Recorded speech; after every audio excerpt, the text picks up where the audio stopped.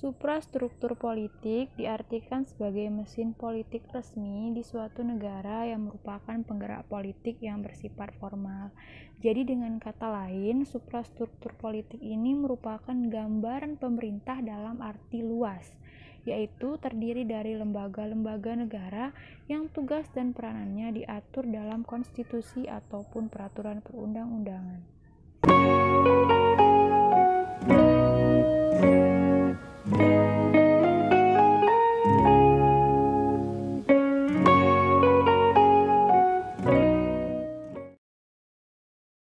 Dua infrastruktur politik, yaitu kelompok yang mempunyai kekuatan politik dalam masyarakat yang turut berpartisipasi secara aktif. Jadi kelompok-kelompok tersebut dapat berperan menjadi pelaku politik tidak formal untuk turut serta dalam membentuk kebijaksanaan negara.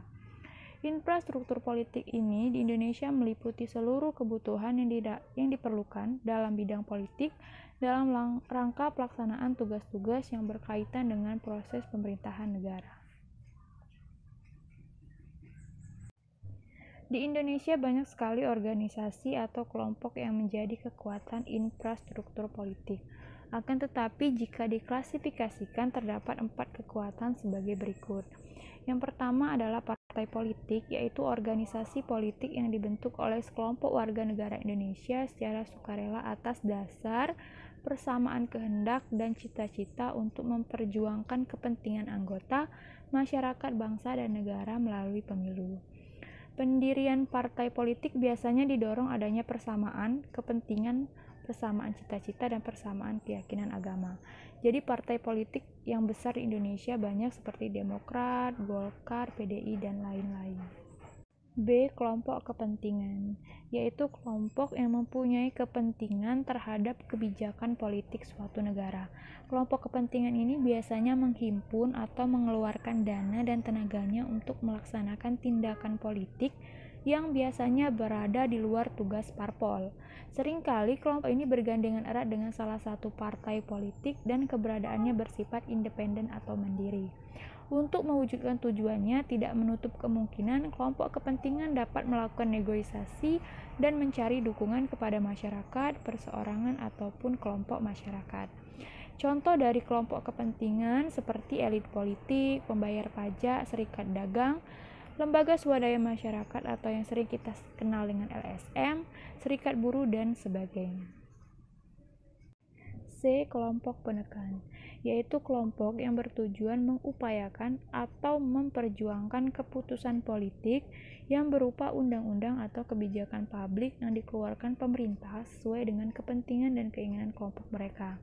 Jadi kelompok ini biasanya tampil di depan dengan berbagai cara untuk menciptakan pendapat umum yang mendukung keinginan kelompok mereka. Misal dengan cara berdemonstrasi, melakukan aksi mogok, dan lain sebagainya. Dan yang terakhir adalah media komunikasi politik, yaitu sarana atau alat komunikasi politik dalam proses penyampaian informasi dan pendapat politik secara tidak langsung, baik terhadap pemerintah maupun masyarakat pada umumnya. Sarana media komunikasi ini antara lain media cetak seperti koran, majalah, buletin, brosur, tabloid, dan sebagainya. Sedangkan media elektronik seperti televisi, radio, internet, dan lain sebagainya. Media komunikasi diharapkan mampu mengolah, mengedarkan informasi, bahkan mencari aspirasi atau pendapat sebagai berita politik. Lembaga-lembaga negara Republik Indonesia. Undang-Undang Dasar Negara Republik Indonesia tahun 1945 sebagai konstitusi negara Indonesia mengatur keberadaan lembaga-lembaga negara, mulai dari tugas, fungsi, wewenang sampai pada susunan dan kedudukannya. Pada gambar tersebut terdapat bagan yang menunjukkan susunan dan kedudukan lembaga-lembaga negara. Selain itu, terdapat lembaga-lembaga negara yang kedudukannya sejajar seperti BPK, Presiden, DPR, MPR, DPD, MA, MK, dan KY. Kedelapan lembaga tersebut merupakan kekuatan suprastruktur politik yang tergolong ke dalam lembaga tinggi negara Indonesia. Selanjutnya adalah tugas, fungsi, dan wewenang lembaga negara. Yang pertama adalah MPR atau Majelis Permusyawaratan Rakyat. Anggota MPR terdiri dari DPR dan DPD. Anggota MPR berjumlah sebanyak 550 anggota dan DPD berjumlah sebanyak 4 kali jumlah provinsi. MPR adalah lembaga tinggi negara dalam sistem ketatanegaraan Indonesia, bukan lagi sebagai lembaga tertinggi negara. Tugas dan wewenang MPR adalah berwenang mengubah dan menetapkan undang-undang, melantik presiden dan wakil, dan hanya dapat memberhentikan presiden dan wakil presiden dalam masa jabatannya menurut Undang-Undang Dasar Negara Republik Indonesia. MPR juga memiliki hak dan kewajiban seperti diatur dalam Undang-Undang Nomor 22 Tahun 2003. 2. Presiden. Presiden dan wakil presiden dipilih langsung oleh rakyat dalam satu pasangan calon. Syarat menjadi presiden diatur dalam undang-undang. Kekuasaan presiden menurut undang-undang. Yang pertama, membuat undang-undang bersama dengan DPR, menetapkan peraturan pemerintah, memegang kekuasaan tertinggi atas angkatan darat, laut, dan udara, menyatakan perang, membuat perdamaian dan perjanjian dengan negara lain atas persetujuan DPR, menyatakan keadaan bahaya, mengangkat dan menerima duta dan konsul dengan memperhatikan pertimbangan DPR, memberikan gerasi dan rehabilitasi serta memperhatikan pertimbangan MA, memberikan amnesti dan abolisi dengan memperhatikan pertimbangan DPR, memberi gelar, tanda jasa, dan lain-lain tanda kehormatan, membentuk Dewan Pertimbangan yang bertugas memberikan pertimbangan dan nasihat kepada Presiden, mengajukan RUU APBN, mengangkat dan memberhentikan menteri-menteri negara.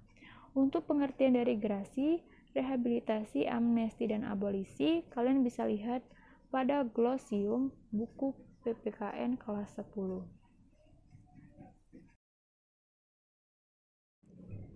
Selanjutnya, Dewan Perwakilan Rakyat atau DPR. Anggota DPR dipilih melalui pemilu. Fungsi anggota DPR yang pertama adalah fungsi legislasi atau membentuk undang-undang bersama Presiden. Fungsi anggaran, yaitu membahas dan memberikan persetujuan atau tidak terhadap APBN yang diajukan oleh Presiden. Dan fungsi pengawasan. Fungsi pengawasan atas undang-undang dan anggaran pendapatan belanja negara. C. Hak anggota DPR adalah hak interpelasi atau hak untuk meminta keterangan terhadap kebijakan pemerintah, hak angket atau hak untuk menjelaskan pelaksanaan suatu undang-undang atau kebijakan yang berkaitan dengan hal penting yang berdampak luas dan diduga bertentangan dengan peraturan perundang-undangan, dan hak menyatakan pendapat. D. Hak anggota DPR yaitu hak mengajukan pertanyaan, hak menyampaikan usul atau pendapat, dan hak imunitas atau kebal hukum. Jadi anggota DPR tidak dapat dituntut di hadapan peradilan atau atas pernyataan-pernyataannya di rapat Dewan Perwakilan Rakyat.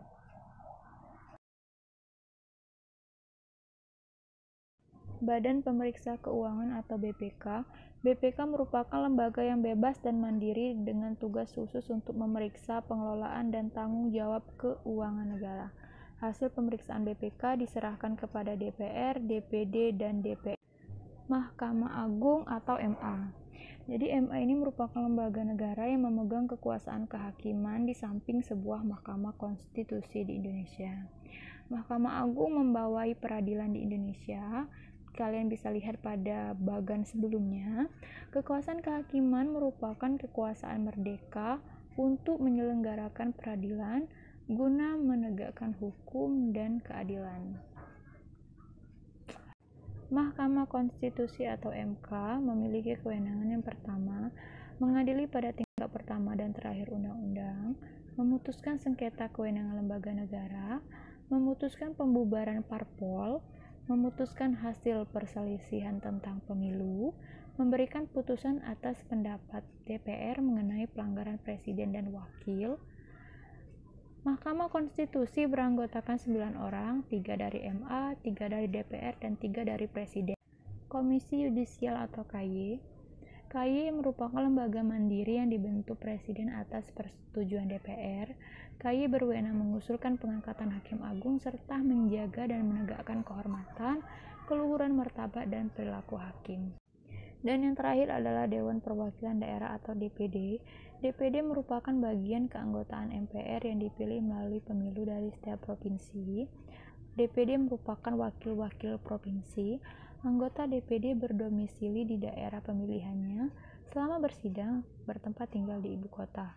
DPD berhak mengajukan RUU yang berkaitan dengan otonomi daerah dan yang berkaitan dengan daerah.